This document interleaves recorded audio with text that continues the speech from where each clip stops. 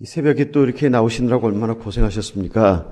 예, 주님의 이름으로 축복합니다. 성 프란시스코라고 하는 유명한 천주교의 성인이 있습니다. 그분이 어느 날 제자들로부터 이런 이야기를 들었어요. 우리 수도회 가운데 아주 훌륭한 그런 수도자가 있는데 너무 훌륭하다고. 그래서 이 성 프란시스코가 이렇게 얘기를 했어요. 그러면 그 사람한테 혹시 단점, 허물이 있느냐고 물어봤더니 있는 것 같다고. 그래서 성 프란시스코가 그럼 그 사람을 데려다가 한번 충고를 해보라고 그랬대요. 충고를 해봤더니 그 사람이 수도회를 떠나겠다고, 내가 여기 더 있으면 안 되겠다고 수도회를 떠나버렸다고 하는 그런 이야기가 있습니다.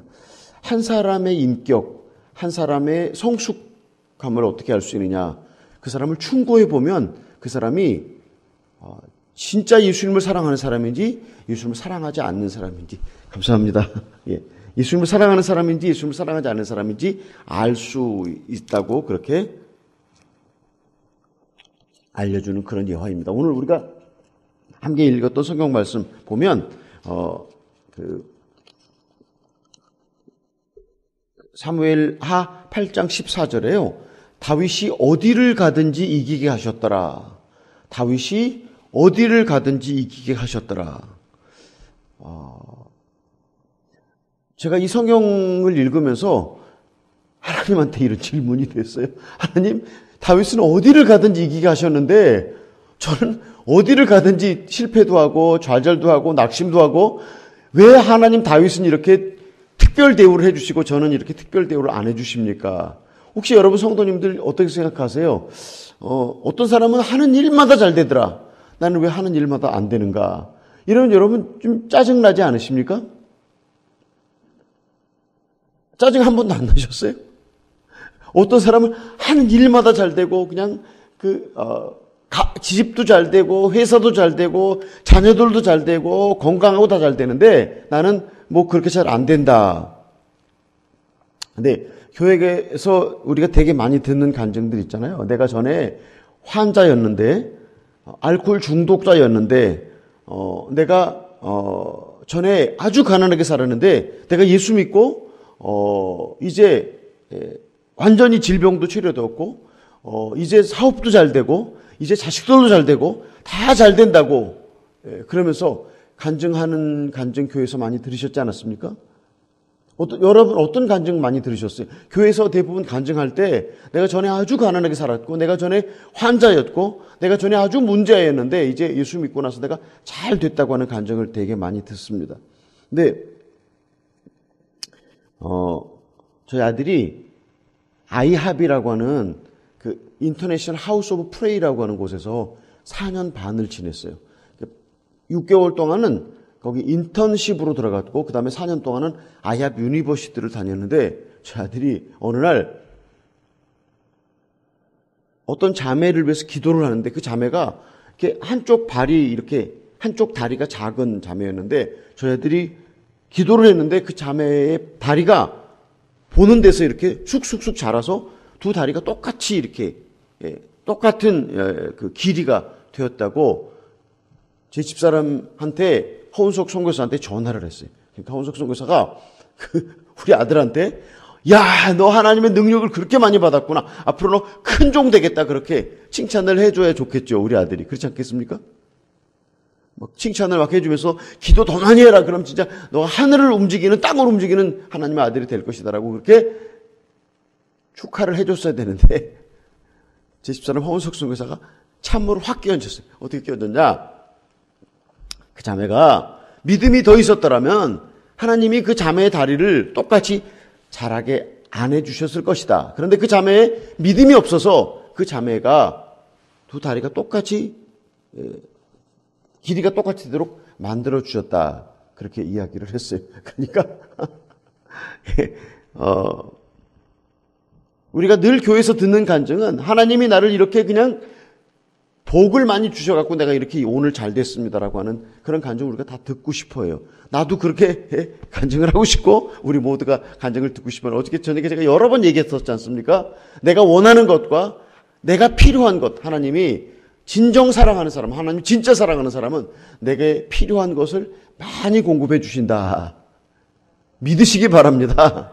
예, 내가 원하는 것을 많이 주어서 내가 하나님 나라에 못 가고 지옥 간다면 이 다음에 지옥 가서 하나님한테 하나님 왜 내가 원하는 것을 많이 주셔서 내가 하나님을 사랑하지 않고 세상을 사랑하고 떠나게 만들었습니까? 그렇게 항의하지 않으시겠습니까? 네, 오늘 우리가 교회가 좋아하는 간증, 우리가 듣고 싶은 간증이 다 이런 간증인데요. 그런 간증인데, 근데 공동묘지 가보면 예수 믿는 사람도 공동묘지에 누워 있어요? 안 누워 있어요? 누워 있죠.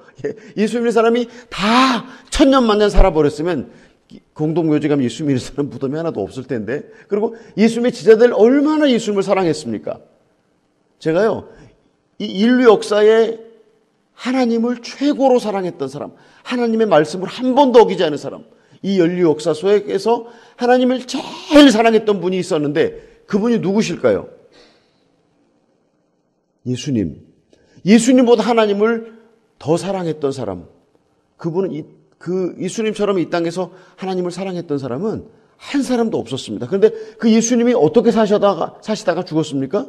인간적으로 보면 불행하게 살았고, 인간적으로 보면 결혼도 못했고, 인간적으로 보면 33살에 두 강도들 사이에서 죽고 말았습니다. 제가 이렇게 설교하면, 야, 이거 뭐 예수 믿어갖고 뭐 그냥 인생이 많은 것만 저 선교사가 얘기를 하고 있다고, 예수 믿어서 이거 되겠나 안 되겠나 이렇게 혼란에 빠지실지도 모르는데요. 주님이 우리를 사랑한다고 하는 건 우리에게 이 땅과 영원에 걸친 복을 주시기 위해서 우리를 부르셨습니다. 그래서 그 영원한 복을 주시는데 어떻게 하면 우리가 그리스도로 인해 살 것인가? 어떻게 하면 우리가 예수님으로 인해 살 것인가? 오늘 아침에 제가 말씀을 드리고 싶습니다. 다윗이 어디를 가든지 이기게 하셨더라. 어디를 가든지 승리하게 하셨다. 예, 다윗은 어디를 가든지 주님의 손을 들어드린 사람입니다. 이건 무슨 말을 제가 하고 싶으냐면요. 권투 선수들이 이게 박싱을 하잖아요. 아니면 태권도 선수들이 두 사람이 이게 대결을 하는데, 예, 그 두 선수를 딱 이렇게 양쪽에다가 놓고 심판이 이긴 사람의 손을 딱 들어주지 않습니까? 그렇죠. 그럼 이 사람이 이긴 사람이에요. 그러니까, 예, 진 사람은 손이 그냥 가만히 있고 이긴 사람은 딱 손이 들어지는데 다윗이 어디서든지 예수님의 손을, 하나님의 손을 들어드린 사람이라고 하는 그런 이야기입니다. 사실 다윗의 인생을 전체를 보면요. 어떤 때는 다윗이 실패도 했어요. 어떤 때는 다윗이 문제를 만나기도 했습니다. 그런데 항상 다윗은 하나님의 손을 들어드린 사람입니다.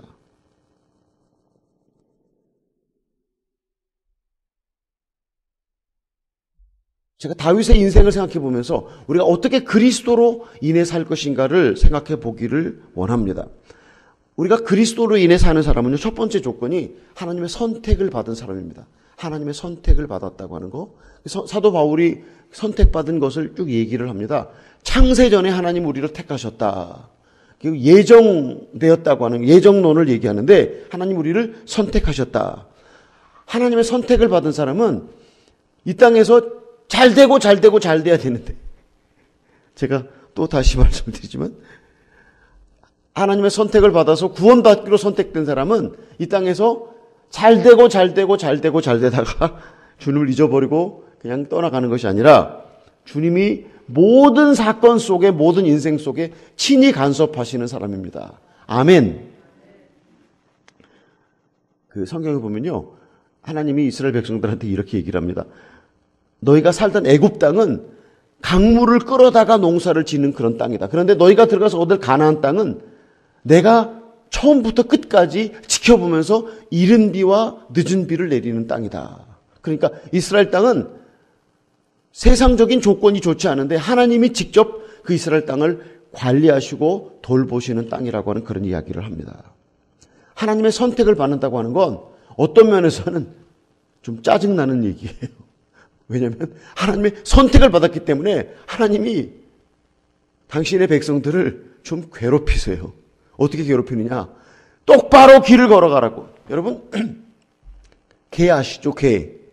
이거 사람이 키우는 개 말고 바다에 있는 개도 있고 민물에 있는 개가 있지 않습니까? 개가 아들한테 너 똑바로 걸어! 똑바로 걸어! 그러는데 개가 자기 아버지 어머니를 따라서 이렇게 걸어간다. 그런 것처럼 하나님 우리에게 똑바로 걸으라고 우리를 늘 찾아오셔서 우리 인생에 간섭을 하십니다. 하나님이 간섭하시는 게 좋은 일이라고 믿습니까? 아멘. 예. 하나님이 간섭 안 해주는 게 지금 2018년 이때예요. 세계에서 가장 훌륭한 책을, 좋은 책을 많이 쓰는 사람이 있는데 그 사람이 티모티 켈러라고 하는 뉴욕 맨하탄에서 리듬머 교회라고 하는 교회를 목회했던 그런 분이십니다. 이름이 티모티 켈러인데 이분이 로마서 주석을 쓰면서 이런 얘기를 했어요. 신들이 우리를 벌주고 싶을 때는 우리가 원하는 것을 이루어준다. 로마서 1장 27절에 보면요. 하나님을 알되 감사하지도 않고 영화롭게 하지 않으면 하나님이 우리 마음의 정욕대로 내버려 두신다고 그랬어요. 하나님 우리 마음의 정욕대로 내버려 두신다고 하는 건 내가 원하는 것을 이루어준다는 얘기예요. 하나님이 내가 원하는 것을 이루어준다. 하나님 내가 원하는 것을 이루어준다고 하는 것은 하나님의 손에서 이거 딱 제껴버렸다고 하는 거예요. 네가 원하는 대로 해라. 이게 C.S. 루이스라고 하는 그 위대한 그 저술가가 20세기 저술가 이런 얘기를 했어요. 하나님 앞에서 두 사람이 딱 있는데 두 종류의 사람이 있는데 한 사람은 하나님한테 하나님 당신의 뜻을 이루시옵소서 예수님의 기도 같지 않습니까? 근데 또 한 사람은 하나님한테 말씀을 듣는 하나님께로부터 말씀을 듣는데 네가 원하는 대로 해부러라. 여러분 하나님이 우리한테 네가 원하는 대로 해부러라 이런 말을 듣는 거하고 내가 하나님께 하나님 당신의 뜻을 저를 통해서 이루시옵소서라고 하는 것하고 여러분 어떤 사람이 되고 싶습니까? 하나님이 너 하고 싶은 대로 해부러라 그런 사람으로 살고 싶습니까? 아니면 내가 하나님께 하나님 당신의 뜻을 이루시옵소서라고 하나님께 고백하면서 살고 싶습니까? 하나님께서 우리한테 너가 하고 싶은 대로 해보라라. 이거 전라도 사투리거든요. 네가 하고 싶은 대로 해보라라. 이런 말을 듣는 사람은 자기가 원하는 대로 살겠다고 하는 마음을 갖고 있는 사람. 하나님께 선택받지 않는 사람은요. 하나님께 선택받지 않은 사람은 하나님이 네가 원하는 대로 해보라라. 그렇게 자유를 주시고요. 그리고 하나님께 선택을 받은 사람은 하나님 제가 당신을 기쁘시게 하는 삶을 살기를 바랍니다.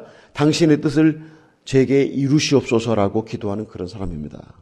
하나님의 선택받았다고 하는 것은 하나님이 모든 일에 간섭하셔서 우리를 하나님의 영원한 길로 인도받는 사람입니다. 저희 신학교가 4년 동안 공부를 시키는데요. 저희 인도 형제들은 아주 가족끼리 살았던 사람들이에요. 그리고 정글 속에서 강물이 흐르는 데서 거기 살았기 때문에 자기 동네를 나와서 저희 신학교 와서 공부한다는 것이 이게 진짜 보통 어려운 일이 아니에요. 부모를 떠나고 친척들을 떠나서 다른 사람들과 더불어 살아간다고 하는 게 이게 진짜 죽을 마시는 노릇이에요. 그래갖고 저희가 처음에 신학교를 시작하면서 되게 걱정한 거는 우리 형제들이 우리 신학교 와서 공부할 때 이제 브라질 사람들이 사는 것처럼 살잖아요. 그래서 혹시 인디오 마을로 돌아가기를 원하지 않으면 이거 어떻게 하는가 걱정을 되게 많이 했는데 전혀 그렇지 않더라고요. 방학만 되면 얼른 자기 동네에 돌아가서 자기 부모, 친척하고 같이 지내다가 방해 끝나면 돌아옵니다. 그런데 우리가 1학년에 신입생을 모집해갖고 과정을 거쳐서 선발이 되잖아요. 그럼 한 20명이 입학을 해요. 한 20명이. 그런데 시간이 지나면서 여러 가지 문제가 있어서 어떤 학생들은 정학을 받기도 하고 퇴학을 받기도 하고 그런 일이 있는데 우리 사역자 중에 레오나르드라고 하는 그런 사역자가 있습니다. 레오나르드. 키가 작은데 머리가 좋고 그리고 아주 지혜로운 그런 학생이었어요. 그런데 이 학생이 저희 신학교는 절대로 남자고 여자고 연애를 하면 안 되는 신학교입니다. 왜냐하면 우리 형제들의 그 문화가 아주 어렸을 때부터 성을 경험해요. 아주 어렸을 때. 10살 때부터 성을 경험해서 그냥 둘이 딱 마주쳤다 그러면 아주 위험해요. 우리 한국에 옛날에 남녀 7세 부동석 그런 말이 있었잖아요. 근데 이 레오나르도라고 하는 학생이 좋아하는 자매가 있었는데 그 좋아하는 자매의 기숙사에 들어가서 사랑을 고백하다가 걸렸어요. 그래서 정학을 받아야 되는데 정학을 받기 전에 그냥 보따리 싸갖고 도망을 갔어요. 도망을 가서 둘이 결혼을 해서 살았습니다. 둘이 결혼을 해서 잘 살아야 되는데 이제 그 결혼을 해갖고 어느 주유소에 그 기름 넣어주는 직원으로 취직을 했어요. 그런데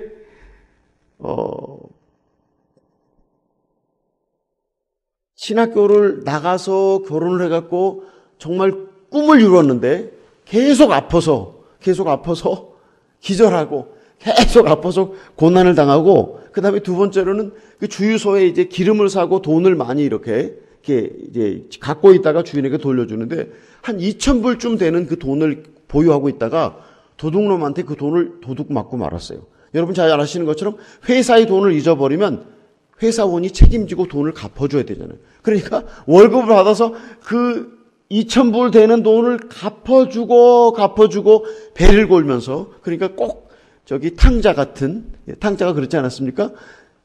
내 재산을 미리 주십시오. 내가 내 재산을 갖고 내 인생을 한번 살아보겠습니다. 아버지 충고, 아버지 그 잔소리 듣고 싶지 않고 내가 삶을 살아보겠다고, 그리고 나갔는데 그 돈을 다 쓰고 난 다음에 배가 쫄쫄 굶어서 돼지 먹는 것을 보면서 돼지는 저렇게 잘 먹는구나. 그리고 우리 집에는 종들도 나보다 잘 먹는데, 그리고 집으로 돌아왔다는 것처럼 이게 레오나르다라는 학생이 그렇게 고생을 하다가 돌아왔어요. 그래서 제가 정말 잘못했습니다. 다시 받아주시면 제가 정말 이제 훌륭한 학생이 되겠습니다라고 돌아왔어요. 그래서 제가 물어봤어요. 아니, 너 가서 네가 원하는 꿈에 이루는 그걸 꿈꾸던 자매하고 결혼을 했고, 또 그리고 주유소 직원으로 그래 돈을 잘 벌었는데 왜 돌아왔냐 그랬더니, 모든 일을 할 때마다 마음이 불안하고 초조하고 걱정이 되는데 항상 하나님이 자기를 벌 줄 것 같아서 항상 무슨 일이 생길 때마다 두 다리가 덜덜 떨렸다고 하는 얘기를 들으면서, 야, 하나님이 선택했다고 하는 사람은 어떤 사람인가? 하나님이 선택했다는 사람은 자기가 원하는 일을 마음껏 할 때 마음이 불편해서 내가 이렇게 하면 안 되는데, 이렇게 하면 안 되는데라고 하는 부담감을 계속 갖고 살도록 하나님의 성령께서 간섭하는 사람입니다. 아멘. 그래서 돌아와서 지금은 신학교를 졸업하고 저희 교회 전도사로 있는데 얼마나 신실하게 하나님을 잘 수종하는지 모릅니다. 제가 그러면서 그 레오나르다라는 학생의 간증을 들으면서 생각했어요. 야, 하나님의 선택을 받은 사람은 다른 길로 갈 때 하나님이 그 사람의 마음속에 찾아가서 불안과 공포를 조성하고 그 사람이 하나님의 길로 다시 돌아오도록, 하나님의 교회로 돌아오도록 하나님이 역사하는 사람이다. 하나님이 내버려 두는 사람이 아니다. 어떻습니까? 우리 사랑하는 성도님들, 여러분이 이렇게 세상으로 가고 싶을 때가 많이 있지 않습니까? 저는 지금도 아마존에서 하루에 몇 번씩, 야, 내가 이 아마존을 언제 떠나나? 이 아마존을 언제 떠나나?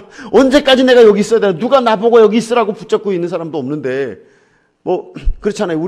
저희 아들은 뉴저지에 살고 있고, 딸은 한국에 살고 있고, 저는 브라질에 살고 있는데, 우리 집사람이 떠나니까 아이들이 그렇게 그리울 수가 없더라고요. 그리고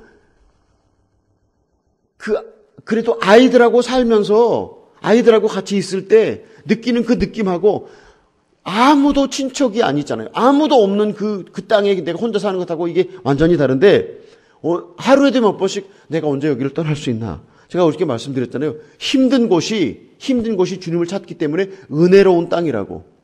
사실, 제가 그 덥고 물리는 그 많은 그런 어려움 가운데서 하나님을 찾고 또 찾고 하나님 도와달라고 나이가 들면서 더 적응하기 어려우니까 그런 가운데 하나님의 간섭을 받고 살아가고 있습니다.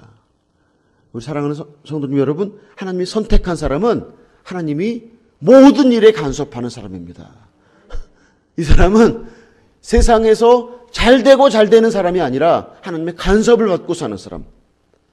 그래서 늘 여러분의 삶 속에 하나님의 간섭하시고 하나님이 여러분을 괴롭게 하시면, 시편 119편에 그랬어요. 나를 괴롭게 하시면 하나님의 성실하심을 인함이로소이다. 하나님이 성실하게 나를 사랑하기 때문에 나를 괴롭게 한다. 믿습니까? 제가 좀 여러분에게 너무 좀 은혜로운 설교가 아니라 좀 괴로운 설교를 해야 되는 것 같은데, 좀 은혜롭고 하나님 우리를 얼마나 사랑하시고 하나님 우리를 축복하시고 우리를 도와주기 원한다는 설교를 해야 되는데, 제가 여러분께 좀 짐이 되는 설교를 많이 하는 것 같습니다. 그런데 하나님이 우리를 얼마나 사랑하시는지, 우리를 사랑하시는 그 사랑이 우리에게는 괴로움으로 느껴진다. 아멘. 예. 부모가 자식을 사랑하면 부모가 자식에게 공부해라, 세수해라, 손 씻어라, 목욕해라 잔소리 합니까 안 합니까? 그냥 자식이 원하는 대로 자고 싶을 대로 자라, 먹고 싶은 건 먹어라 그렇게 합니까? 아니면 부모가 자식을 계속 잔소리를 해가서 그 자식을 제대로 키우는 부모가 진짜 자식을 사랑하는 것입니다. 우리를 괴롭히는 것이 바로 하나님의 사랑 때문이다. 그분이 얼마나 우리를 향한 질투가 있는지 몰라요. 하나님은 그래서 질투한 하나님이라고 그랬습니다. 우리를 향해서 질투하시는데 그 누구에게도 우리의 사랑을 빼앗길 수 없는 하나님. 절대로 우리의 사랑을 그 무엇에도 빼앗기지 않으려고 하는 하나님의 집요한 사랑이, 추적하는 사랑이 우리에게 있는 것을 믿으시기 바랍니다. 다윗은 하나님이 선택받은 그런 사람이었습니다. 두 번째로 다윗의 아주 중요한 인생을 보면서 우리가 그리스도인을 살 수 있는 방법을 소개하는데, 다윗은 항상 하나님과 상담하는 사람이었습니다. 항상 하나님께 도움을 구하는 사람이었습니다. 항상 하나님께 충고와 조언을 구하는 사람이었습니다. 사무엘상 30장 1절로 8절을 읽어보면요, 다윗이 사울의 핍박을 받으면서 나가서 광야에 나가 살고 있는데, 사울이 다윗을 죽이려고 항상 쫓아다니니까 다윗이 하루는 블레셋 사람들, 블레셋은 이스라엘하고 원수가 되는 사람들이지 않았습니까? 근데 그들 가운데 사는데 그 블레셋이 전쟁을 하러 가는데 다윗을 데리고 가지 않습니다. 왜냐하면 다윗이 워낙 훌륭한 장군인 것을 알아서 만일에 다윗이 적군과 싸우다가 블레셋을 공격할까 봐서 데리고 가지 않고 돌려보내는데, 다윗이 살던 그 시글락이라고 하는 성을 떠나서 잠깐 떠나 있는 사이에 다른 사람들이 시글락에 가서 사람들을 잡아서 훔쳐서 도둑질하고 떠나버렸습니다. 다윗이 그 병사들과 함께 시글락에 돌아갔더니 사람들이 다윗을 죽이려고 그래요. 다윗을 죽이려고 그래서 공모를 하는데 다윗이 소리 내서 자기 아내들이 잡히고 자기 자녀들이 잡혀간 것을 인해서 소리 내고 울다가 하나님을 의지하고 힘을 얻었다. 그런 성경 구절이 나옵니다. 그리고 난 다음에 제사장을 불러다가 하나님의 뜻을 물어보기 시작합니다. 그래서 하나님 제가 저희 가족을 잡아가고 이 성을 노략한 그들을 쫓아갈까요 말까요? 라고 질문을 합니다. 제사장을 통해서 다윗이 질문을 하는데 하나님께서 대답하시기를 쫓아가라라고 말씀하십니다. 그래서 다윗이 자기 병사들을 데리고 쫓아가서 자기 가족들을 잡고 자기 가족들을 되돌려오고 모든 것들을 다 되돌려왔다는 성경 구절이 사무엘상 30장 1절로 8절에 나오는 말씀입니다. 다윗은 최고로 어려운 상황에서도 항상 하나님께 질문을 했습니다. 스스로 자기의 길을 혼자 선택하지 않았습니다. 내가 이렇게 하면 좋겠습니까? 저렇게 하면 좋겠습니까? 라고 모든 때에 하나님의 조언을, 하나님의 충고를 구한 사람입니다. 예수 그리스도의 생애를 우리가 잘 압니다. 그분은 항상 하나님께 기도했습니다. 그분이 하나님이신데 우리가 세례 줄 때 이렇게 말씀하지 않습니까? 아버지 하나님, 성자 하나님, 성령 하나님. 아버지의 이름과 아들의 이름과 성령의 이름으로 세례를 주는데, 우리가 기도할 때 하나님께도 기도하고 예수님께도 기도할 수 있고 성령님께도 기도할 수 있습니다. 왜냐하면 삼위가 동일하시기 때문에. 그런데 하나님이신 예수님이 새벽에 나가서 홀로 기도했다고 성경이 나옵니다. 이 새벽 기도는 한국 교회만 있는 거 여러분 아십니까? 한국 교회 목사가 안 되고 한국 교회 성도가 안 되고 미국 교회 성도가 되면 새벽 기도 끝. 그럼 새벽에 잠을 풍성하게 잘 자고 신앙생활을 편하게 할 수 있는데 한국 교회에 나오셔서 여러분 힘드시죠? 예.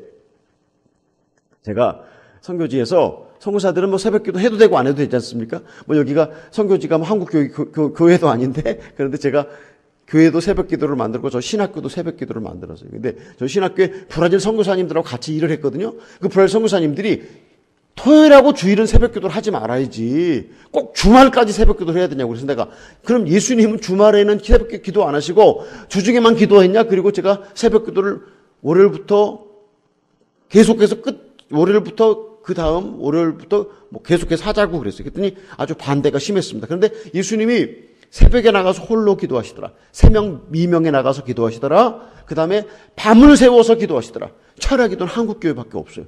이것도 참 하여간 한국교회가 갖고 있는 이 철야기도회, 새벽기도회 이거 얼마나 우리를 괴롭히는 일입니까? 근데 예수님이 새벽기도도 하시고 철야기도도 하시면서 그분이 직접 하나님이시지만 하나님의 뜻을 구했고 하나님의 뜻을 따라 살아갔던 사람, 그런 예수님이셨습니다. 사도 바울이 사도행전 20장 22절로 24절에 보면요, 이런 말씀이 나옵니다. 보라, 이제 나는 성령에 매여 예루살렘으로 가는데 거기서 무슨 일을 당할는지 알지 못하노라. 오직 성령이 각성해서 내게 증언하여 결박과 환난이 나를 기다린다 하시나 내가 달려갈 길과 주 예수께 받은 사명 곧 하나님의 은혜의 복음을 증언하는 일을 마치려 하면은 나의 생명조차 조금도 귀한 것으로 여기지 아니하노라. 사도 바울이 이 말씀을 왜 했냐면요, 그 선지자들이 사도 바울을 향해서 당신이 예루살렘에 가면 잡히게 된다, 당신이 예루살렘에 가면 고난을 당한다라고 예언을 했어요. 이 사도 바울이 그 예언을 듣고 저 같으면 안 갔을 텐데 목사님이시라면 어떻게 했을지 잘 모르겠습니다. 그런데 아니 예루살렘에 가면 자기가 잡힌다는데 고통당한다는데 그러면 안 가는 게 마땅하죠. 그런데 사도 바울은 예루살렘에 갔습니다. 가서 어떻게 됐습니까? 진짜 잡혀서 재판을 받다가 상소를 했는데 로마에 가서 재판을 받겠다고 그래서 로마까지 가서 결국 로마에서 목이 잘려서 죽었습니다. 사도 바울이 여기 사도행전 20장 22절로 24절에서 이 말씀을 왜 하냐면 내게 어떤 일이 닥칠 것을 내가 알지만 그러나 주님께서 원하시는 뜻은 환난과 환난을 만난다고 하나 그러나 내가 달려갈 길과 예수님께 받은 사명 하나님의 복음 증언을 하는 일에 있어서는 내 생명이 중요한 게 아니다라고 자기 생명보다 하나님의 뜻을 더 소중하게 여기고 결국 예루살렘에 갔고 로마에 갔고 그래서 죽었다고 하는 그런 이야기입니다. 최악의 상황에서도 절망 속의 상황에서도 그리스도를 인하여 사는 사람은 내 뜻을 구하지 않고 하나님의 뜻을 구하는 사람입니다. 에베소서 5장 13절에 이런 말씀이 있습니다. 책망을 받는 모든 것은 빛으로 말미암아 드러나니 드러나는 것마다 빛이니라. 책망을 받는 모든 것이 빛으로 변한다, 그런 이야기입니다. 그럼 책망을 안 받는 것은 어떻게 되겠습니까? 책망을 안 받으면 어둠 속에 있고 책망을 받으면 빛으로 드러난다, 그런 말씀입니다. 뉴저지에 제가 아주 존경하고 사랑하는, 정말 사랑하는 장로님이 한 분 계세요. 이 장로님이 하루는 이런 말씀을 하시더라고요. 당신이 200만 불을 어떤 사업에 투자를 하셨대요. 근데 100만 불은 자기의 자금이고 100만 불은 은행에서 론을 빌려서 200만 불을 투자했는데 수익이 돌아오지 않는다고, 그래서 염려가 된다고 그러셨어요. 근데 그리고 난 다음에 이분이 온 몸에 알러지가 생겼는데 처음에는 발 밑에서 생겨서 막 가렵고 피가 나도록 긁어도 가려움증이 사라지지 않는 그것이 저 발끝에서부터 머리까지 올라와서 얼마나 긁는지 밤에 잠을 주무실 수 없다고. 근데 제가 그분의 얘기를 딱 들으면서 왜 이분이 이렇게 온몸에 알러지가 나갖고 그 알러지 얼굴에 나면 뭐 이걸 긁어서 막 그렇게 빨갛게 변하지 않겠습니까? 왜 이것이 생길까? 돈 때문에 200만 불을 투자했는데 200만 불을 잃어버린다면 이분의 재산의 손해가 얼마나 하겠습니까? 어쩌면 집도 팔고 다 팔아서 정말 월세 렌트로 들어가야 될지도 모르는데 이 돈 때문에 이분이 불안하고 초조하구나. 그래서 온몸에 피부병이 생기는구나 라고 생각하면서 제가 이분에게 아마존 오라고 그랬어요. 아마존 오면 내가 200만 불을 회복시켜주는 것이 아니라 장로님을 회개케 해드리겠습니다. 장로님 그 200만 불을 딱 잊어버리고 그것이 천국에 들어가는 생명값이라고 생각하고 그걸 딱 잊어버리고 회개하라고 제가 아마존에 부릅니다. 그래서 아마존에 딱 오기로 하셨는데 한국에 가셨다가 척추에 디스크에 문제가 생겨서 20일 동안 한국 병원에 누워 있다가 비행기 비즈니스 클래스를 타고 누워 오셔서 비행기에서 내릴 때도 이렇게 이거 들 것으로 이렇게 내려가셨다고 그렇게 얘기를 합니다. 책망을 받는다고 하는 거 200만 불을 생명값으로 치고 잊어버리라고 얘기하는 이 충고, 이거 그분이 들으면서 기쁘시겠습니까? 안 기쁘시겠습니까? 안 기쁘죠. 왜냐하면 200만 불을 잊어버리라고, 그리고 돈 사랑했던 것을 회개하라고 그러는데 얼마나 기분이 씁쓸하겠어요. 사람이 돈을 사랑하는데 자기 목숨보다 돈을 사랑하는 거 우리 성도님들 아십니까? 저희 동네에 금이 많이 나는 곳입니다.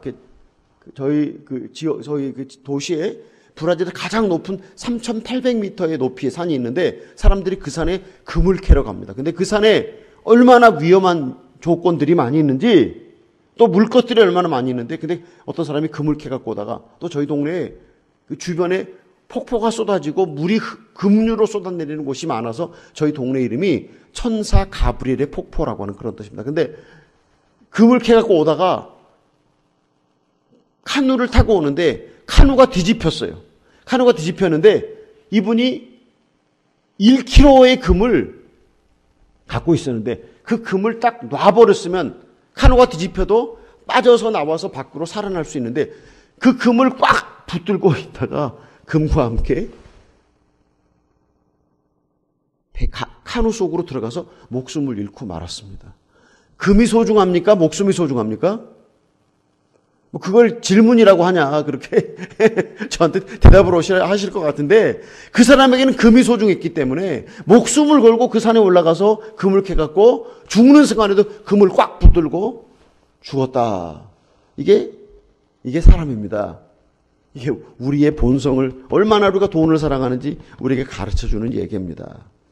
책망을 받는 모든 것은 다 빛으로 드러난다.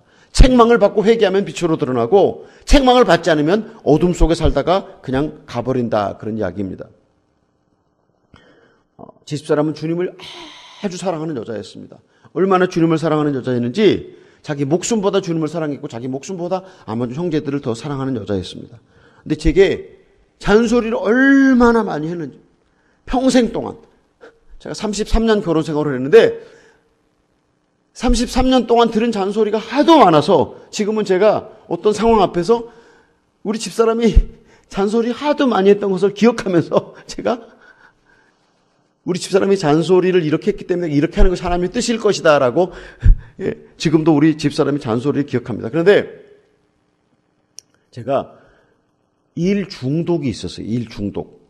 근데 제일 무서운, 세상에서 가장 무서운 중독이요. 가장 무서운 중독이 전도하는 중독이에요. 전도하는 중독.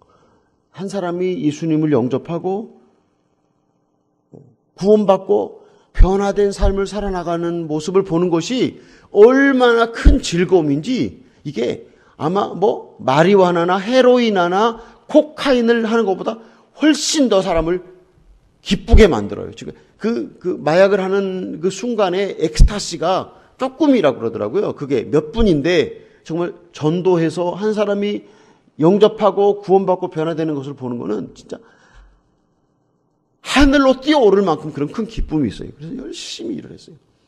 말씀드렸잖아요. 아마 저는 환경이 쉽지 않기 때문에 열심히 일하든지 도망가든지 둘 중에 하나밖에 할 수 없는데, 그래서 저는 열심히 일하는 쪽을 택했거든요. 제가 24시간 동안 제 머릿속에 어떻게 하면 좀 더 일을 더 잘할 수 있을까? 어떻게 하면 한 사람을 구원하고 어떻게 하면 내가 선교를 더 잘해서 하나님을 기쁘시게 해드릴까? 그런 생각을 갖고 있었어요. 그런데 제 집사람이 황우석 선교사가 저한테 얘기를 많이 했어요. 당신은 일 중독에 걸려있기 때문에 그러면 안 된다고. 하루는 제가 그 선교팀을 데리고 인디오 마을에 그 의료 선교를 가는데 저희 딸이 편지를 써서 줬어요. 그래서 내가 보트를 타고 가면서 편지를 딱 읽었더니 우리 딸이, 아빠 그렇게 일을 많이 하면 안 된다고, 쉬어가면서 일을 하라고, 그리고 우리 가족도 생각하고 엄마도 생각하라고 그런 편지를 써서 줬어요. 그래서 내가 편지를 읽다가 이놈이 지지배가 지할 일이나 잘하지 웬 잔소리가 이렇게 많아. 지 애미를 똑 닮아갖고 나를 또 괴롭히는구만. 그러고 제가 딱 개무시를 해버리고 말았어요. 그런데 제 집사람이 딱 세상을 떠나고 난 다음에 제가 33년을 딱 돌아봤더니 그때 피눈물 나는 회개가 쏟아지기 시작하더라고요. 정말 우리 집사람이 하나님의 사자가 되어서 나한테 제발 일 중독으로 살지 말고 쉬어가면서 일하라고 그렇게 말했는데 나는 귀를 딱 막고 내가 하나님을 기쁘시게 하는데 웬 잔소리가 이렇게 많은 거야 라고 우리 집사람의 충고와 딸의 충고를 무시했다고 하는 거. 그러니 내가 평생 피눈물을 쏟고 회개하면서 살다가 하나님께 가야 되겠구나 생각을 하고 있습니다. 우리 사랑하는 성도님 여러분, 여러분이 바꿔줘야 할 것이 있다고 믿습니까? 바꿔줘야 할 것이 있다고 믿습니까? 제가 최고의 좋은 조언과 충고할 수 있는 사람을 소개합니다. 제가 아니고요. 우리 성도님들의 남편께 내가 무엇이 바꿔줬으면 좋겠냐고 종이에다가 1, 2, 3, 4, 5번부터 한 10번까지 써보라고 그러세요. 그러면 여러분 남편이 그런 종이에다가 쓰겠습니까? 안 쓰겠습니까? 한번 그렇게 내가 뭐가 바꿔줬으면 좋겠냐고 여러분 질문해 본 적 한 번도 없으시죠? 질문하면 아이고 너한테 또 잔소리 할 거니까라고 아주 질문 자체를 안 하셨을 텐데 아내와 남편이 우리가 변해야 될 것을 가장 잘 알고 있습니다. 귀신같이 알고 있습니다. 믿습니까? 우리 장로님, 우리 권사님이 장로님에 대해서 가장 잘 아시죠? 맞습니까?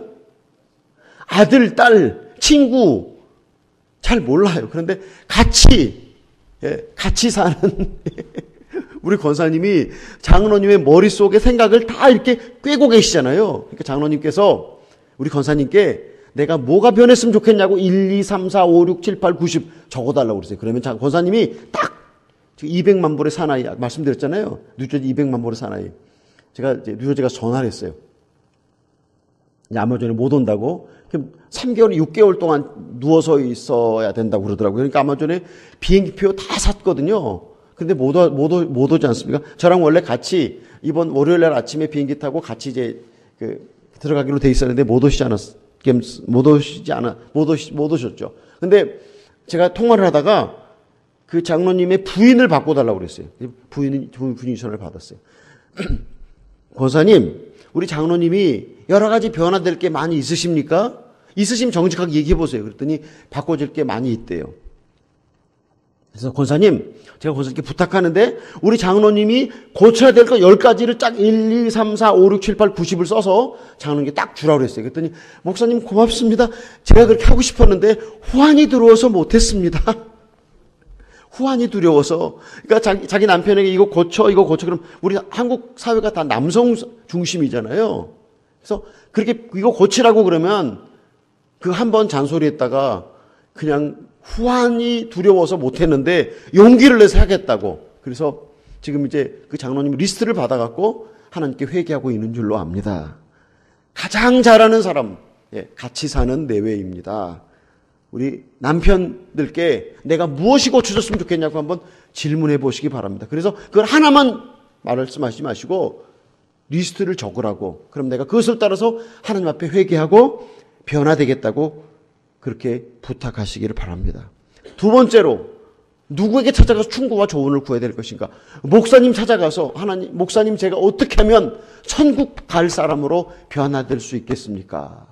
그렇게 찾아가서 질문하세요. 아이고 어떻게 내가 목사님 찾아가서 그럽니까? 목사님 찾아가서도 질문을 못할 믿음을 가졌으면 어떻게 우리가 하나님을 대면할 수 있겠습니까? 목사님은 제가 선교사니까 큰 교회도 많이 가잖아요. 막 몇만 명 모이는 교회 가서 선교복 하잖아요. 뭐 몇만 명 모이는 교회 가서 선교복 한다고 제가 뭐 그렇게 즐거워서 막 이렇게 막 그런 것도 아니에요. 근데 제가 작은 교회 오면 작은 교회 교인들이 이 사람들은 진짜 복을 더블로 받았구나. 왜냐면 큰 교회는요, 뭐 목사님 잘 아시겠지만 교구라는 게 있어요. 교구, 1교구, 2교구, 3교구, 4교구가 있는데 그 교구의 목사가 한 분이 있어요. 근데 그 교구가 주로 100명, 200명씩 되잖아요. 근데 그 교구 식구들의 뭐 아들 이름, 손자 이름, 그 그 교구 가정에 숟가락 몇 개 있는지 알겠어요? 모르겠어요? 그리고 이 부목사님들은 그 교구 목사로 있다가 그 다음에 선교 목사가 되거나 행정 목사가 되거나 무슨 음악 목사가 되거나 그렇게 바꿔지잖아요. 그러니까 자기가 맡고 있는 교구가 내가 평생 섬겨서 이 사람들을 천국 보내줘야 할 사람들이라고 하는 책임감이 있겠어요? 없겠어요? 대형교회 부목사님들 있겠어요? 없겠어요? 내가 몇 년 일하다가 음악 목사가 되든지 성교 목사가 되든지 행정 목사가 되면 변하니까. 그런데 우리 이규훈 목사님은 여러분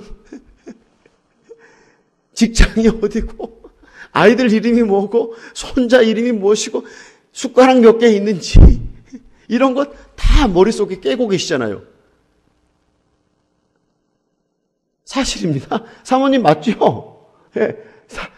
그 교인이 작으니까 여러분 다 알고 있잖아요. 그러니까 새벽마다 목사님이 오셔서 누구네 집 하면서 계속 여러분을 위해서 축복하고 기도하시는데, 그러니까 여러분이 어떻게 하면 천국 가는 하나님의 백성으로 변화되고 바꿔져야 할지 목사님이 잘 알고 계십니다. 그러니까 한 100명 되는 교구 목사가 이렇게 도와주는 대형교회 다니시는 것보다 작은 교회 다니시는 분들이 훨씬 더 복을 많이 받았다. 믿습니까?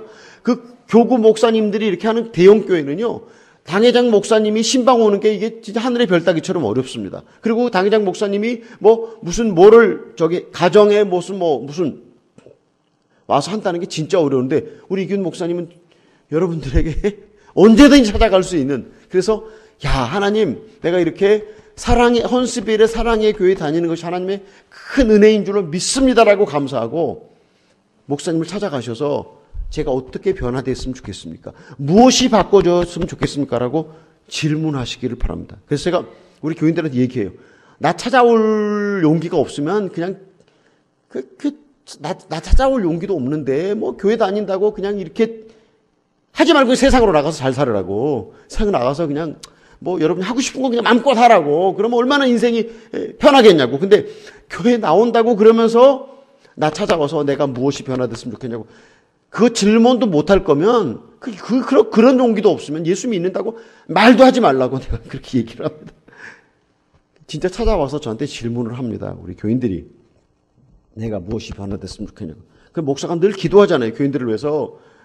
여러 가지를 기도하는데, 그래서 그분들에게 조언하고 충고하고 그래서 삶을 변화시키는 것을 볼 수 있습니다. 우리 성경은 우리 인생의 최고의 지침서입니다. 성경을 읽어보면 우리가 어떻게 살아야 할 것을 잘 가르치고 있습니다. 그런데 성경 우리가 어떻게 살아야 할 것을 가르치는데 우리 욕심의 안경을 썼기 때문에 우리가 욕심의 안경을 썼기 때문에 우리가 내가 원하는 것만 하나님이 주시는 분으로 오해를 하실 때가 많이 있지만,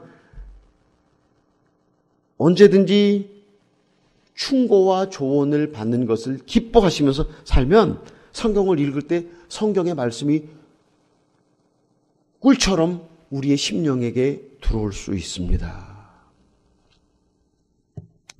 다윗은 회개와 눈물을 가진 사람이었습니다. 우리가 시편을 읽어보면 다윗이 범죄했을 때 선지자가 찾아가 다윗을 책망합니다. 그때 그는 눈물로 회개했던 그런 사람이었습니다. 우리가 하나님의 책망을 받을 때, 목사님의 책망을 받을 때, 아내나 남편으로부터 책망을 받을 때, 하나님 제가 잘못했습니다. 하나님 제가 잘못했습니다라고 회개할 때 하나님이 우리를 용서하실 뿐만 아니라 하나님이 우리를 높여주시는 하나님이신 줄로 믿습니다. 그 다음에 네 번째로 다윗의 인생에 특별한 것이 있었는데, 다윗은 자기가 전쟁에서 얻은 모든 물건들을 예루살렘 성전에다가 바쳤습니다. 자기 아들이 성전을 지을 때 필요한 물건으로 자기에게 속하지 않고 하나님께 바쳐드렸습니다. 이건 무엇을 말하냐면, 우리가 골로새서 3장 5절을 읽어보면요, 탐심은 우상 숭배라고 말했습니다. 우리가 세상 것을 사랑하지 않습니까? 우리가 물질을 사랑하지 않습니까? 우리가 이 땅에서 그렇게 열심히 일하려고 하는 건 우리가 일생 동안 다 쓰고도 남을 만큼의 물질이 있음에도 불구하고 그래도 일하고 더 일하고 더 일하고 더 일하는 건 물질을 통해서 안전하고 싶습니다. 내가 돈이 있으면 안전할 것이다. 막 보험을 많이 들어놓으면 뭐 암 걸리든지 무슨 병 걸리든 그래도 안전하고 내가 돈이 많이 있으면 내가 평생에 안전하게 살 수 있다라고 생각합니다. 예수 믿는 사람들의 가장 큰 적이 무엇인가? 여러분 생각 아직 안 해보셨죠? 그리스도인의 가장 큰 적은 무엇인가? 예수 믿는 사람에게 가장 큰 적은 무엇인가? 하나님을 사랑했던 사람들은 예수 믿는 사람에게 가장 큰 적은 안전이라고 말합니다. 안전한 것.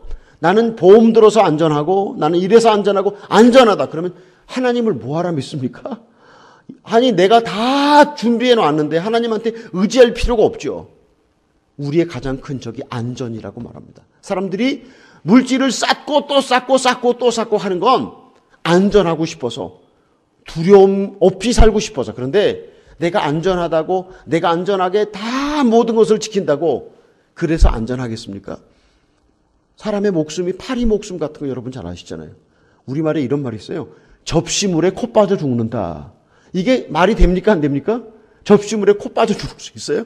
접시에 물이 안 들어있는데 거기다 코 빠고 죽을 수가 없는데 하나님이 우리를 거둬가지고 성경에 말하잖아요. 내가 먼 도시에 가서 돈을 많이 벌겠다. 이 어리석은 자예요. 또 그런 얘기 하지 않습니까? 내가 창고를 크게 짓고 잘 살겠다. 오늘 밤 하나님이 내 영혼을 부르시면 그 재물이 누구의 것이 되겠느냐. 우리가 안전하고 싶어서 여러 가지 것들을 준비하는 것이 하나님을 격동시키는 것입니다. 하나님 앞에서 하나님을 신뢰하시기 바랍니다. 하나님을 믿으시기 바랍니다. 하나님이 우리의 머리끝에서 발끝까지 우리의 모든 필요를 알고 계십니다. 그래서 하나님 우리에게 말씀하시지 않습니까? 너희는 그의 나라와 그의 의를 구하라. 그러면 이 모든 것을 너에게 더하시리라. 아멘.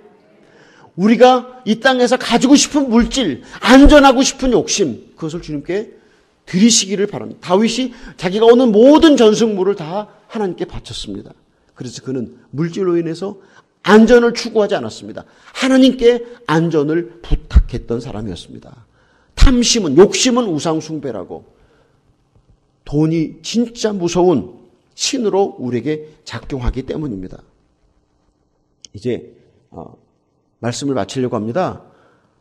다윗의 모든 삶은 정말 그리스도로 하나님으로 인해서 사는 그런 삶이었습니다. 다윗의 삶은 하나님으로 인한 삶이었습니다. 언제나 그분의 뜻을 질문하고 그분에게 책망을 받을 때 회개하고 하는 그런 사람이었습니다. 우리가 이 땅에서 어제도 말씀드렸지만 얼마나 많은 물질과 얼마나 많은 명예와 얼마나 많은 큰 교회 목회를 한 것이 하나님께 가면 하나님이 그것에 점수를 많이 줄 것인가 작게 줄 것인가. 하나님은 우리가 이 땅에 살았던 그 명예와 부와 권력과 아니면 영적인 목회까지라도 하나님이 우리한테 그것에 대해서 별로 관심이 없으십니다.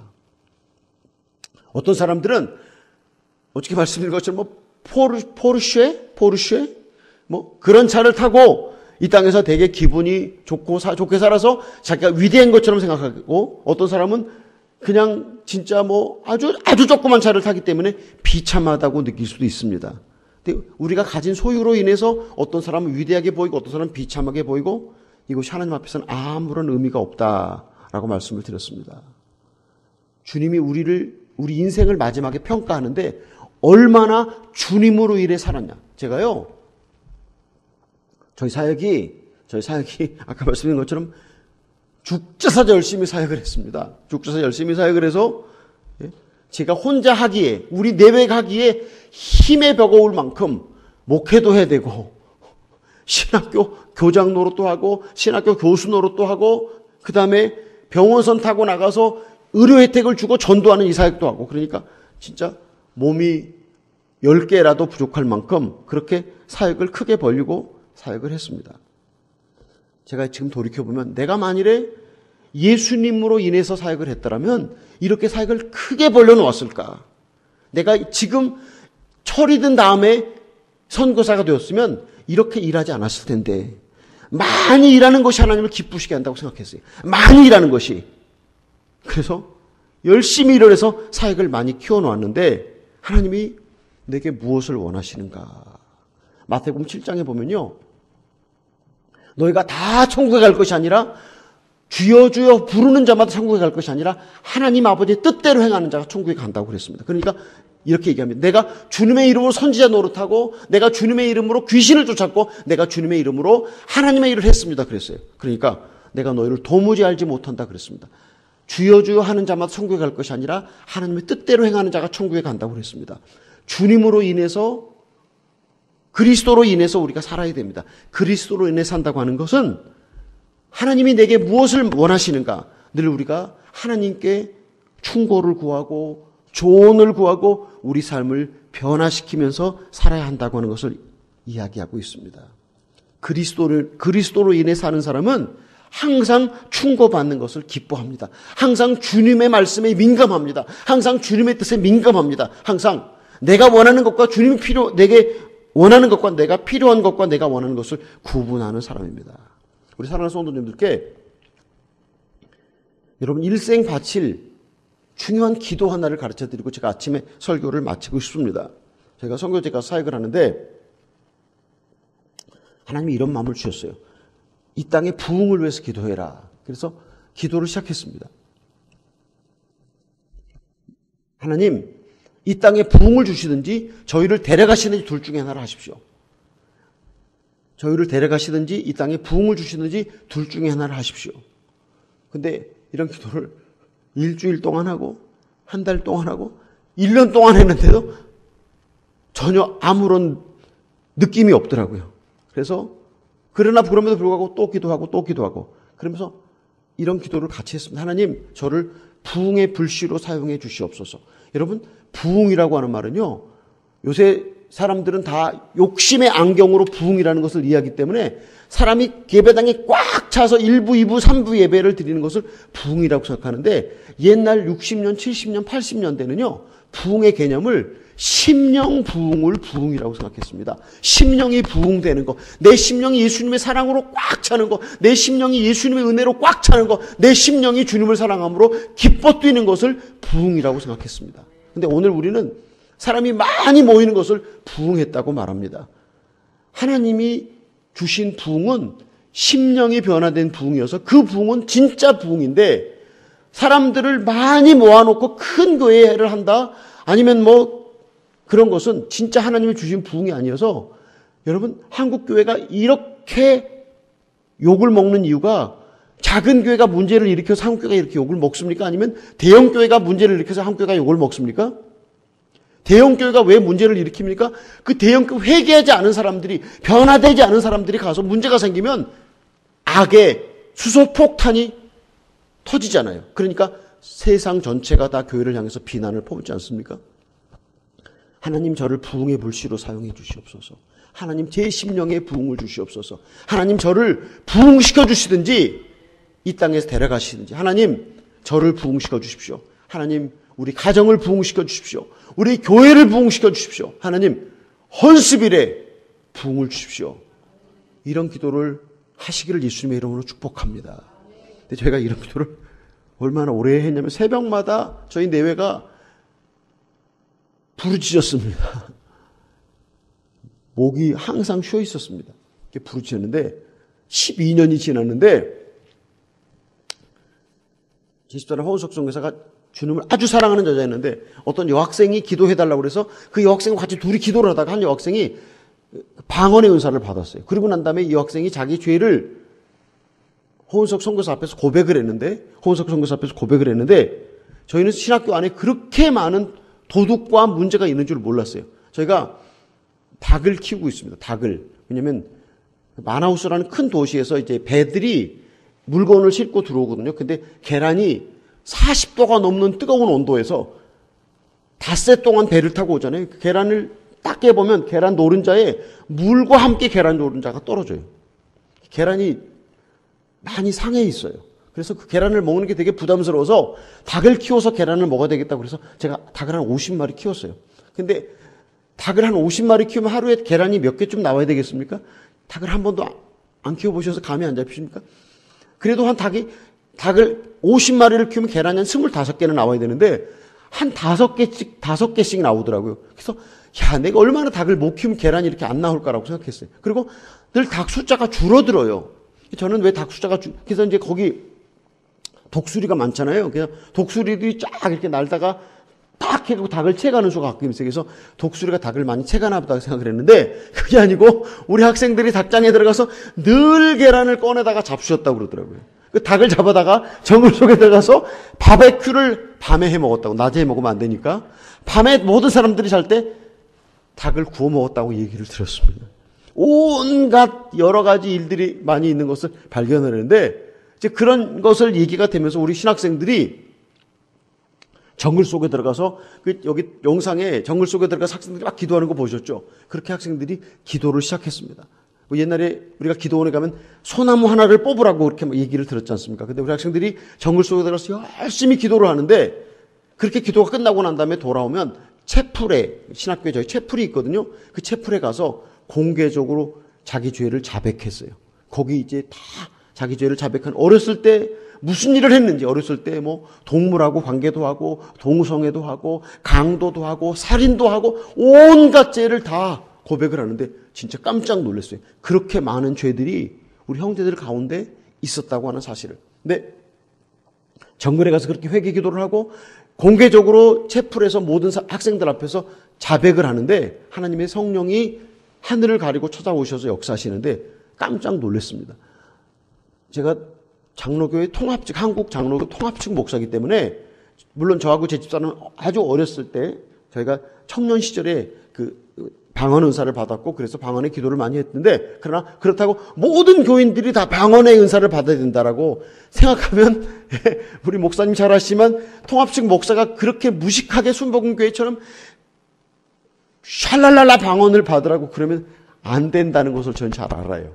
방언의 은사를 받으면 뭐 축하하지만 그러나 꼭 받아서 구원받아야 된다라고 전에도 생각하지 않고 지금도 생각하지 않습니다. 그런데 저희 신학교 60명이 있었는데 그 60명 전체가 자기네들끼리 손을 붙잡고 기도를 하는데 60명 전체가 다 방언의 은사를 받더라고요. 그래서 제가 너무 신기해서 이제 저희 그 신학교는 이제 정글에 있고 9km가 떨어진 정글에 있고 저희 교회는 다운타운에 있어요. 다운타운에 있는 저희 교회 교인들을 신학교 금요일 저녁 채플에 제가 불렀어요. 우리 교인들은 뭐 정글에 가서 기도도 안 했고 공개적으로 자백도 안 했고 완전히 생짜잖아요. 생짜. 왜 불 붙일 때 생나무를 갖다가 불타는데 얹으면 나무가 마르고 난 다음에 불이 타거든요. 그러니까 완전 생짜들을 데려다가 금요일 저녁 체려 예배에다 갖다가 이렇게 집어넣었더니 저는 일생에 한 번도 이렇게 뒤로 딱 넘어진 적이 없어요. 그리고 제가 기도하는데 넘어진 사람도 없었어요. 그래서 넘어지고 저런 거는 전 다 이게 쇼하는 거라고 생각을 했어요. 근데 우리 교인들이 신학교 금요 저녁 체라 예배에 딱 들어오는데 와서 몸을 부들부들 들떠 어떤 사람 뒤로 딱 넘어지고 그래서 거룩한 하나님의 성령의 역사 앞에서 죄를 지은 인간이 부들부들 떠는 것이 너무 당연하구나. 그리고 뒤로 넘어지려고 넘어지는 것이 아니라 그 너무나 거룩한 성령의 임재 앞에서 넘어지는 것도 가능하구나라고 하는 것을 발견을 했습니다. 그런데 그날 저녁에 와서 그렇게 학생들이 같이 기도를 해주는데 그날 저녁에 성령을 체험하고 그리고 곧바로 자기 죄를 공개적으로 자백을 하더라고요. 뭐 그냥 그 헌금 집사님들이 헌금을 계산하다가 너무 가난하니까 헌금을 훔쳐서 썼다. 그리고 그 다음 주에 헌금을 하나님께 돈 빌려간 거죠. 그렇죠? 하나님께 헌금을 빌려갈 수 있습니까? 없습니까? 절대 안 되죠. 하나님께 헌금을 빌려가면 왜 구약성경에 보면 엘리 제사장의 자녀들이 그 성전의 재물을 훔쳐 먹다가 다 죽고 말잖아요. 헌금을 빌려갈 수가 없는데 헌금을 빌려가고 훔쳐갔습니다. 뭐 멋진 남자가 지나가면 저 남자가 한번 잠을 잡아서 얼마나 좋을까? 이런 것들을 다 자백을 하는데 저희 도시가 인구가 지금 한 2만 명 사는 그런 다운타운이거든요. 그러니까 누가 그렇게 뭐 그런 얘기를 했다 그러면 그냥 도시 전체가 그냥 그 다음 날로 소문이 퍼지는데 성령의 그 강력한 임재 앞에서 자기 죄를 다 고백하는 모습을 제가 보았습니다. 근데 누가 왜 부흥회 같은 거는 이제 부흥사가 열심히 막 불러 그러면 그때는 좀 불이 오는 것 같잖아요. 근데 부흥회 딱 끝나고 나면 다시 옛날로 그냥 다 냉장고로 돌아가잖아요. 근데 저 신학교는 자기들이 기도하면서 일으킨 그런 하나님으로부터 온 부흥이어서 그랬는지 넉 달 동안 계속되더라고요. 2009년 9월, 10월, 11월, 12월 넉 달 동안. 근데 금요일 저녁에 사람들이 많이 이 철야 예배에 구경을 와요. 예수 안 믿는 사람들이. 구경을 오면 예수도 안 믿는 사람들을 같이 기도하고 예배 드리기가 어려워서 제가 교실 한 켠에다가 이 사람들을 데려다가 에반지 큐브라고 하는 전도지가 있어요. 전도 이런 상자인데 농구 공부하는 상자 그걸 열고 닫으면서 이렇게 천지 창조부터 예수님 영접하는 것을 하는 그런 전도지인데 그 전도지를 통해서 예수님을 영접시키고 제가 저녁에 금요일 신학교 채플에다가 들여보내면 가서 그날 저녁에 성령 체험을 하고 공개적으로 자백을 하는 역사가 계속해서 몇 달 동안 지속이 됐어요. 그래서 하나님께서 12년 동안 하나님 나를 데려가시든지 이 땅에 부흥을 주시든지 둘 중에 하나를 하십시오. 하나님 저를 부흥의 불씨로 사용해 주십시오라고 하는 그 기도를 응답하시는구나라고 확인할 수가 있었습니다. 이런 하나님의 역사가 지나가고 난 다음에 놀라운 변화가 하나 있었습니다. 그 변화는 무엇이었냐면 사람들이 변했던 것도 사실이고 사람들이 예수를 믿었던 것도 사실인데 저희 지역에 망고나무가 많이 있었어요.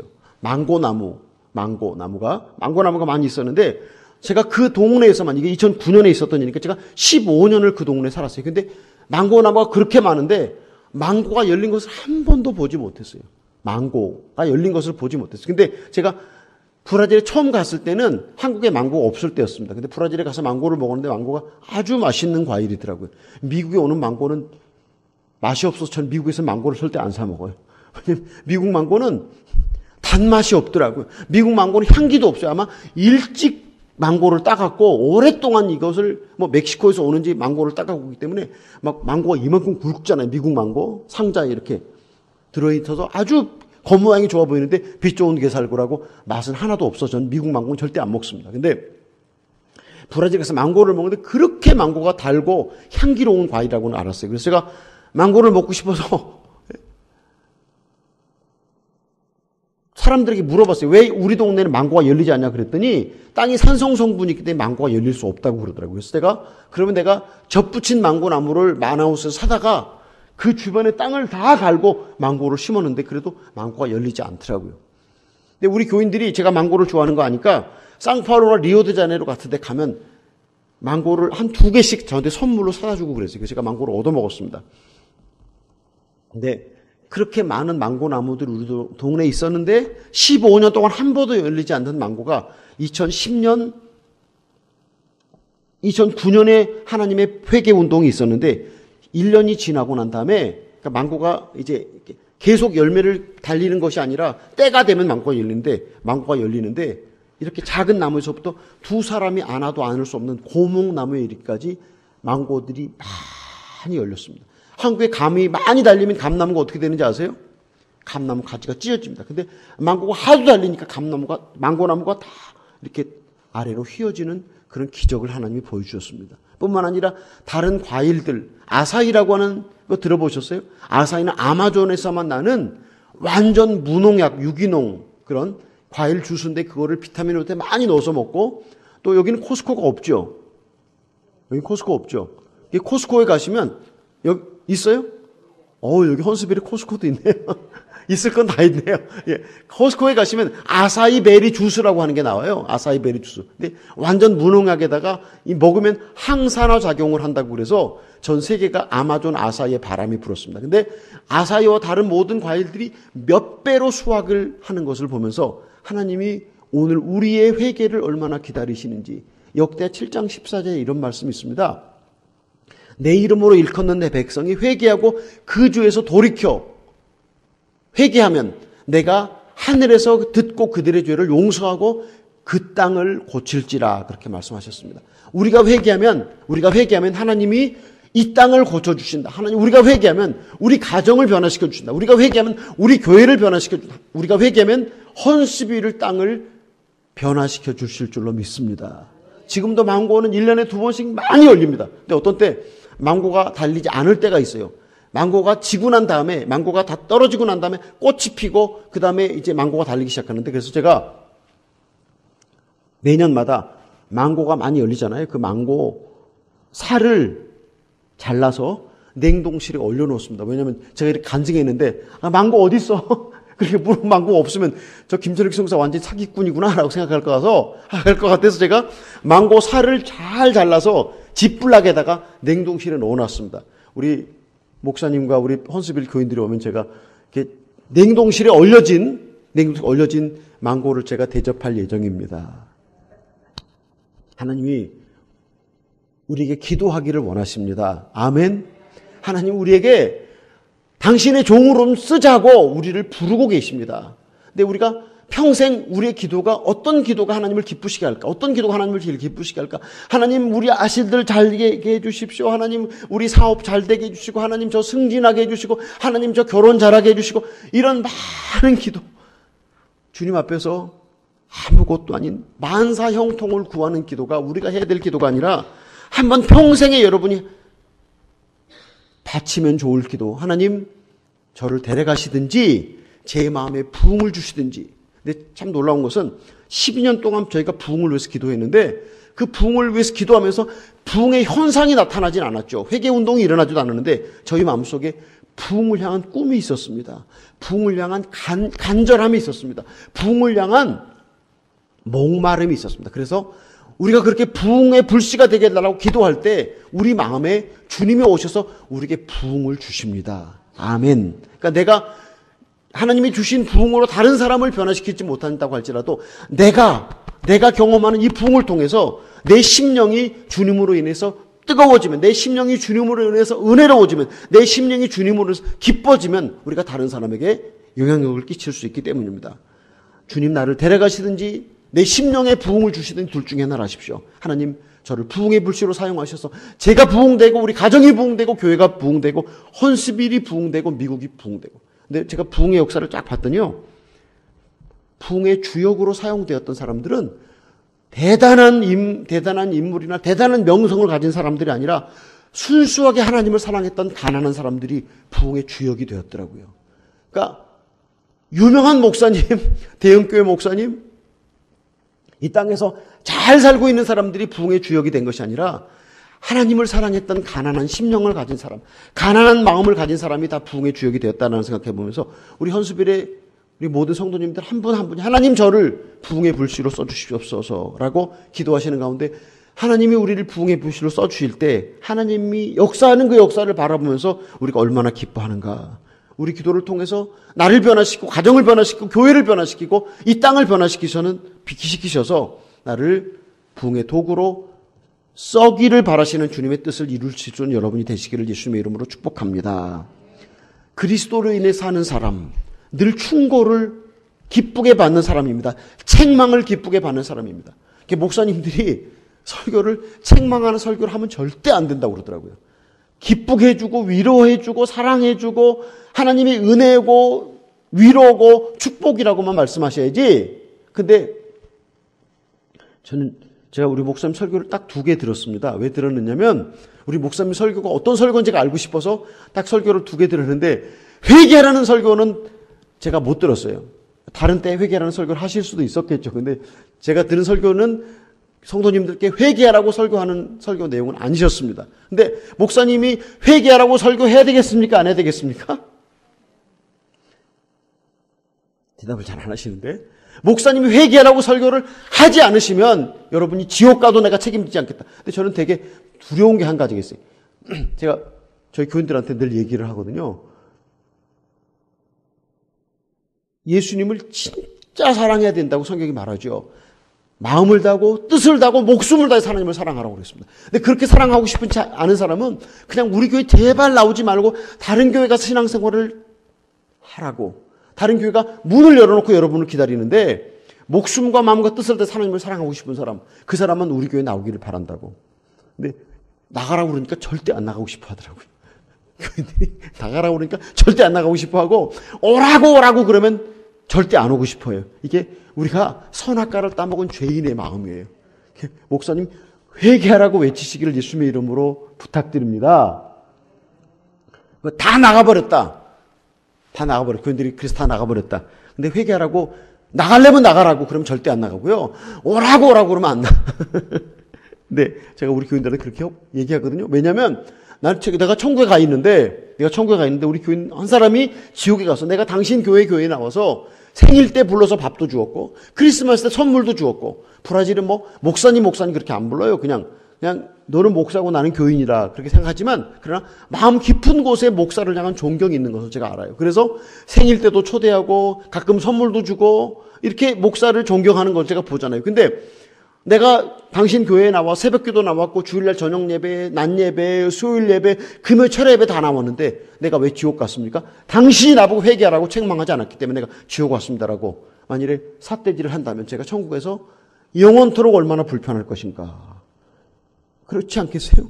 누군가 지옥에서 내가 당신네 교회 교인이었다고, 근데 나 지옥 왔다고, 당신이 나를 회개하라고 가르치지 않아서, 나를 책망하지 않아서, 충고하지 않아서, 나를 예수님으로 인해 살도록 만들어주지 않아서 내가 지옥 왔다고, 그러면 내가 영원토록 천국에서 얼마나 불편할 것인가. 그러니까 나를 불편하게 할 사람은 다른 교회로 가든지, 아니면 다 천국 갈 사람은 우리 교회에 남아주시라고 제가 얘기를 합니다. 우리 목사님께 힘을 실어주시기를 예수님의 이름으로 축복합니다. 목사님, 내가 변화대구로, 경상도 말인데 제가 경상도에 6년을 살았거든요. 그래서 내가 변화대구로 나를 책망해 주십시오. 나를 조언해 주십시오. 내 인생을 변화시켜 주십시오라고 목사님께 찾아가서 부탁을 하시기 바랍니다. 그래야 목사님 힘을 얻어서 회개하라고 교인들에게 말씀하실 수 있죠. 그냥 그런 말을 전혀 하지 않고 그냥 나를 축복만 해 주십시오, 나를 사랑만 해 주십시오, 내게 은혜만 베풀어 주십시오. 그러면 목사님이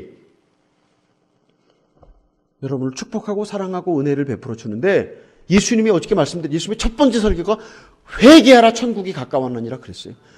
만일에 어떤 목사가 어느 교회 부임해서 첫 번째 설교가 회개하라고 그랬으면 교회에서 당장 그 다음 주에 다른 교회 가셔도 됩니다. 그러고 목사님 보내드렸을 거예요. 근데 예수님은 우리의 죄가, 우리의 문제가 무엇인 줄 알았기 때문에 회개하라고 첫 번째 설교를 했습니다. 예수님이 바리새인들한테 독사의 새끼들아 그렇게 하면서 바리새인들을 책망했습니다. 그런가 하면 세리와 창녀와 죄인들을 예수님이 올 때 예수님이 그들을 안고 위로하고 사랑해 주었습니다.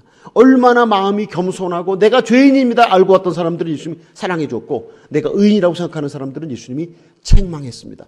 예수님을 의뢰해서 우리가 살아야 합니다. 이 땅에서 아무리 큰 교회를 하고 아무리 부유하게 살고 아무리 큰 명예와 권력을 가졌다고 할지라도 예수님으로 인해 살지 않은 사람은 아무런 상급이 하나님 나라에서 없습니다. 예수님으로 인해 살아야만, 예수님으로 인해서 살아야만, 예수님을 인해 살아야만 우리가 한 모든 이 땅의 것이 하나님 나라에서 상급으로 주어질 줄로 믿습니다.